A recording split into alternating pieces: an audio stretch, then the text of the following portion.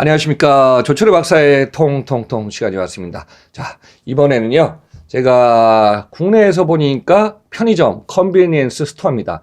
A 플러스 Z 컨비니언스 스토어의 모든 것을 해부해 보겠습니다. 자, 최근에 보니까 뭐 벌써 11월 돼갖고 여러분들 뭐 광군절 얘기 나오고 미국의 뭐 블랙 프라이데이 얘기 나오고 우리나라 11월 돼갖고 뭐 20일 심지어는 편의점 같은 데 가니까 그냥 한 달 동안 완전히 그냥 세일데이가 다 됐더라고요. 그 정도로 소비자들은 어떻게 볼까요? 비싼 거 산다 안 산다? 안 산다. 제조업, 유통기업 어떻게 한다? 올해 남아도는 재고 상품 11월 늦어도 12월까지 소진하지 않으면 안 되는 시장이 되고 있습니다.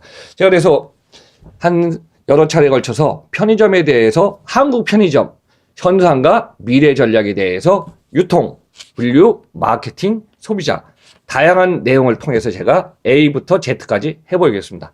자, 전체적으로 한번 편의점의 흐름을 좀 여러분들한테 정리하겠습니다. 자, 편의점은요, 기본적으로 컨비니언스 스토어, CVS라고 합니다. 자, 생각해 보시죠. 과거에는 뭐 요즘 전자상이지만 대형마트가 있고 오프라인 매장이 있을 때요. 편의점은 가장 규모가 작은 매장이었어요. 자, 대표적으로 편의점 역사를 한번 제가 딱 정리하면요. 미국에서 시작됐습니다. 1960년대. 세븐일레븐 7시부터 영업해서 밤 11시까지 한다니까 벌써 미국의 편의점 역사는 60년이 넘었습니다. 근데 이 편의점이 그 다음에 이제 일본 쪽으로 와서 어떻게 되냐면요. 일본은 1973년부터 일본의 세븐일레븐 재팬을 가져가고 시작해갖고 일본도 벌써 편의점의 역사가 45년이 됐습니다. 야, 참고로 여러분들 시작에서는요. 편의점이 앞으로 우리나라도 일본도 유통시장에서 살아남는 기업 어디다? 편의점만 살아납니다. 자, 참고로 일본의 편의점 45년 동안 진행해 오면서요. 6만 점의 점포가 있고요. 매출 규모 110조 원 이상입니다. 자, 일본 대형마트, 백화점, 편의점, 슈퍼마켓, 체인스토어 다 지금 사양 산업이 됐어요. 전자상거래 우리처럼 크진 않지만 서서히 올라가는 게 일본의 전자산업. 근데 유일하게 편의점 시장만 일본이 대박 치면서 계속 커갑니다. 자, 우리나라 한국 볼까요? 한국은 여러분들 1988년 서울 올림픽 시작했을 때 선수촌 안에 편의점이 들어갔다는 얘기가 있습니다. 그래서 우리나라 편의점 대표적으로 GS25, 세븐일레븐 들어오고 그 다음에 이제 CU로 바뀐 점포가 있었어요. 컨비니언스 포유의 시어 BGF가 과거에는 뭐였냐면 패밀리마트였습니다. 그래서 패밀리마트, 미니스톱 해갖고 줄줄이 우리나라의 편의점이 그냥 90년도부터 그냥 쫙 들어오기 시작합니다. 자, 앞으로는 또 어떻게 될까요?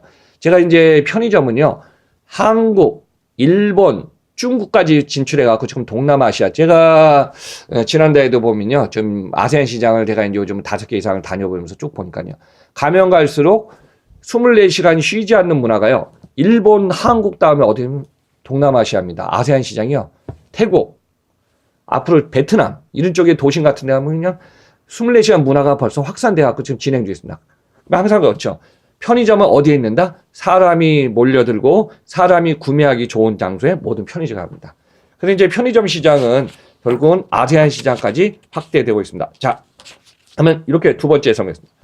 우리나라도 지금 대형마트니 지금 유통기업이 고전하고 있는데요. 저는 우리나라 편의점 25조 원의 매출에 4만 3천 개 점포가 있는데요. 제가 조철의 박사가 이렇게 단언합니다. 한국의 편의점 유일하게 생존하고 살아남는 유통점포가 편의점으로 정리된다. 그러면 편의점은 이제 가면 갈수록 점포 수가 더 이상은 이제 급격하게 크지 않지만은 편의점에 의존하는 소비자들의 어떤 의존도가 더 높아질 것으로 좀 보고 있습니다. 그래서 이제 앞으로 한국 유통업종 중에 전자상거래도 114, 120조, 150조가 가겠지만은 오프라인 매장 중에 집 앞 편의점, 슬리퍼 신고 갈 수 있는 편의점만이 유일하게 살아남는 과다 경쟁 시장에서 남는 시장으로 좀 될 것 같습니다. 자, 그러면 이제 제가 편의점에 관련해서 기본적으로 이렇게 한번 다시 정리했습니다. 한국의 편의점 이대로 좋은가? 자, 한국에는 편의점이 4만 3천 개 점포가 있습니다. 자, 대표적으로 가장 큰 매장을 갖고 있는 거의 뭐 요즘 CU, BGF의 CU하고 그 다음에 GS 리테일의 GS25가요. 양쪽 13,000 점포 이상을 갖고 있습니다. 그러니까 두 개에서만 해도 얼마죠? 26,000 점포에 그 다음에 세븐일레븐이 한 9,000 점포 있고요. 나머지는 이마트 24, 미니스톱 해갖고 한 2,500 점포씩 각각 있습니다. 그러니까 전체 편의점에 43,000개 점포가 도심 쪽 서울, 경기도, 인천에 제가 이제 그 전문가들, 기업인들한테 이제 물어보니까요.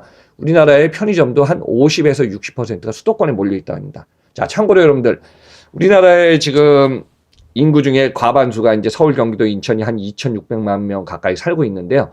그 중에 우리나라 물동량의 거의 60 이상은 다 어디요? 서울, 경기도, 인천 쪽에 모여 있습니다.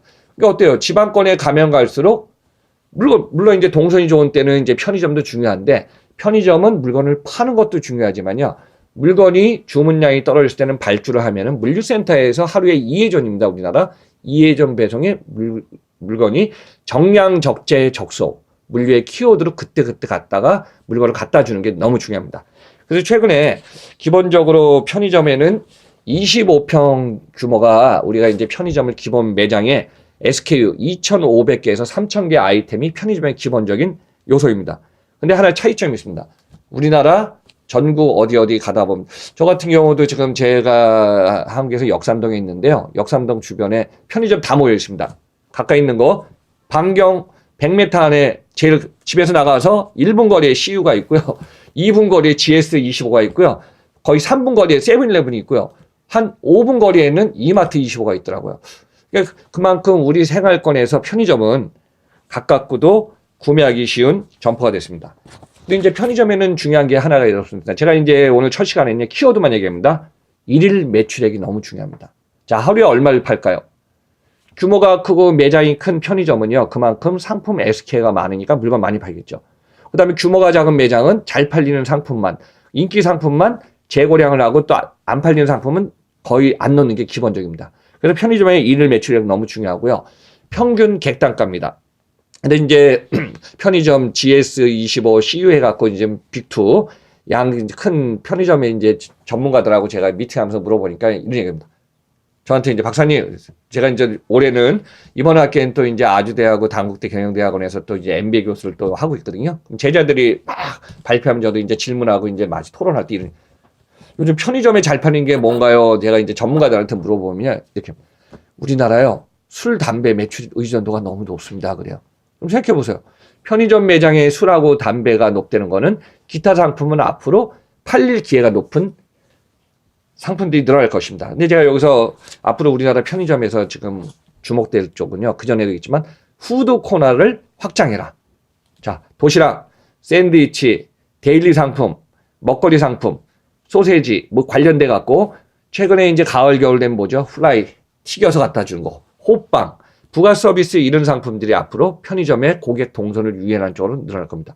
물론 이제 술하고 담배 매출 의존도가 높다 보니까 근데 이제 매출 의존도 높자 이익률은 낮습니다. 그래서 이제 앞으로 그런 부분을 갖다가 더 늘려야 되는 게 앞으로 필요합니다. 또 편의점을 얘기할 때 제가 이런 얘기가 있습니다. 자, 여러분들 편의점 보면 다 직영점이 아닙니다. 자, 우리나라는 이제 보면은 예를 들어 여러분들 먹거리 하다 보면은 본점이 있고 이제 가맹점이 있는데요. 항상 편의점도 그렇지만 프랜차이즈라 해서 가맹 본부가 있고 가맹 점포가 있습니다. 그러면은 가맹 본부는 프랜차이즈는 가맹점 프랜차이즈하고 계약 관계를 맺어요. 예를 들어 뭐 김밥집도 그렇고 뭐 치킨집도 그렇고요. 그러면 계약 관계를 맺어서 뭐 3년짜리 있고 5년짜리 있고 장기 10년짜리가 있기 때문에 계약 조건에 따라서 가맹 본부는 일정한 로열티를 받습니다. 그러면서 가맹 정보 라우팅을 돌면서 경영 지원하는 그러니까 VC라고 있어요. 전문가들이 라우팅을 돌면서 경영 지원을 해주게 돼 있어요. 근데 이제 대표적으로 제가 가맹점 사항을 쭉 보니까요. 우리나라 편의점도 직영점은 거의 적고요. 가맹점이 너무 많아요. 자, 이제 과거에는 직영점이 많을 수밖에 없는 게 직영점은 안테나 숍이라고 합니다. 직영점을 몇 군데 두면서 직영점을 테스팅하면서 파이로트 전략을 세울 수가 있어요. 그 직영점에서 상품을 넣고 고객 동선을 보면서 그것도 상권도 분석하면서 확장할 수 있거든요. 근데 이제 대부분 가맹점이 많다 보니까 가맹점에는 여러 가지 시행착오도 있지만 어려운 점이 있습니다. 첫째, 본부가 지원하면서 가맹점 입장에서는 물론 이제 점주입니다. 투자한 점주. 투자를 해갖고 본사에 로열티를 지불해야 되죠. 두 번째는 자기가 장사를 하다가 결국 뭐예요? 임대료를 내야 되죠. 다 고정비입니다. 세 번째는 뭐예요? 뭐 집주인들이 투자한 주인들이 다 할 수는 없잖아요. 그래서 누구야? 아르바이트를 고용해갖고 직원. 뭐 정규직으로 쓰면 너무 좋지만은 정규직은 여러 가지 비용이 많이 발생했죠. 그래서 이제 여기다가 아르바이트라 파트타임을 쓰면서 어떤 로테이션을 좀 시킵니다. 근데 최근에 보니까 본사, 점포, 직원 이런 관계들이 서로가 유기적으로 잘 연결돼야 될 것 같아요. 그래서 이제 편의점이 왜 제가 이제 앞으로 중요하냐면은 과거에 1980, 90년대에 백화점이 황금 낳는 거위의 시대가 있었듯이 지금은 편의점이 우리 생활의 모든 영역의 진짜 일부가 된 게 아니라 거의 중심이 된 역할을 편의점이 하습니다. 그래서 일단 1부에서는 편의점 이렇게 전반적인 얘기를 하고요. 제가 이어서 2부에서 편의점의 구체적인 얘기를 진행하겠습니다. 자, 여러분들 편의점 시리즈 조철희 박사 통통통 구독, 좋아요 부탁드리면서 인사드리겠습니다. 감사합니다.